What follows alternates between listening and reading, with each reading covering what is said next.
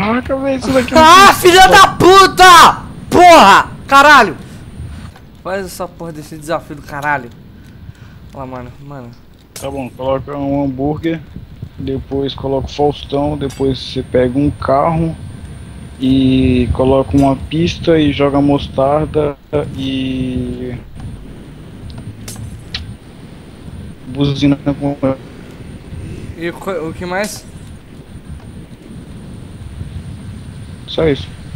Sabe o que eu tava fazendo agora há pouco, Melancia? Aqui, Comendo chocolate, e você? bebendo uma água natural. O que você gosta? Sei lá, acho que... hambúrguer com fritas e um pouquinho de Coca-Cola. Eita, propaganda. Não, pode pá. Um pouquinho de suco preto que tem gás, pronto. Um pouco de petróleo com gás. Cara, não sei do editor, tá bom, vai.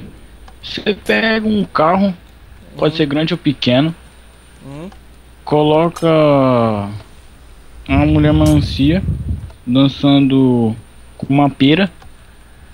Depois você coloca a sua foto do lado e coloca uma mensagem engraçada para as pessoas gordas. Tá.